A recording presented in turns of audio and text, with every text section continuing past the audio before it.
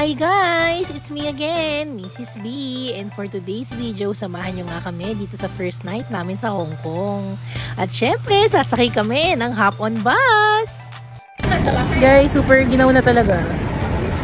Papunta nga dun sa terminal, sumakay muna kami ng taxi. At ayan, welcome to Hong Kong. Ganito palang itsura ng Hong Kong paggabi. Ang liwanag pa rin, no? At napakadami talagang ilaw. Hindi rin uso dito ang traffic kahit maraming sasakyan. Ang bilis nga ng biyahe namin. Ito nga, dumating na kami sa station kung saan sasakay ng hop-on bus. At pagdating namin, naku, ang dami ng tao at ang haba ng pila. Sasakay kami dyan sa hop-on bus dito sa Hong Kong. Round and done. Wow! Excited na ang tropa, kaso talagang giniginaw na kami. Matagal-tagal din kami nag-intay dyan ha, para mga 30 minutes para lang makasakay sa hop-on bus. Hop-on bus! Super lamig. Ayan na, ayan na. At the moment here in Hong Kong, super lamig guys! Merry Christmas Hong Kong! Pasakay na kami, finally, hop-on bus. Ito nga, pasakay na kami sa bus. Welcome to Hong Kong! Wow! Hop-on bus! Woo! Yay! Hop-on bus!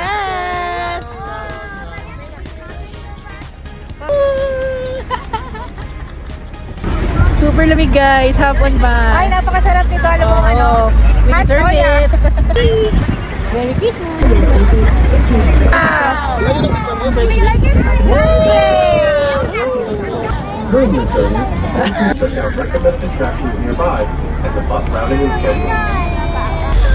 Lamig, grabe. Yung atake na sa inos ko.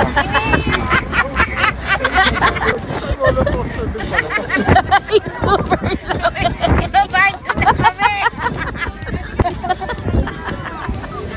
Sobrang saya talaga nitong hop-on bus at isa ito sa talagang gusto kong balik-balikan at napaka-enjoy na experience. Ako, kung pupunta rin kayo dito sa Hong Kong, huwag niyong kalimutan i-book to ha sa Klook kasi talagang worth it ang bayad niyo. Tignan niyo naman, itutour kayo sa buong city ng Hong Kong at ganyan kaganda ang view na makikita niyo sa gabi. Bonus nga sa amin kasi December at magpapasko kaya naman ang daming Christmas lights sa mga building. Isa pang maganda dito sa hop-on bus ay parang namasyal ka na talaga sa buong Hong Kong. Literal na iikutin niyo talaga, dadaanan niyo ang Central, EST at marami pang iba.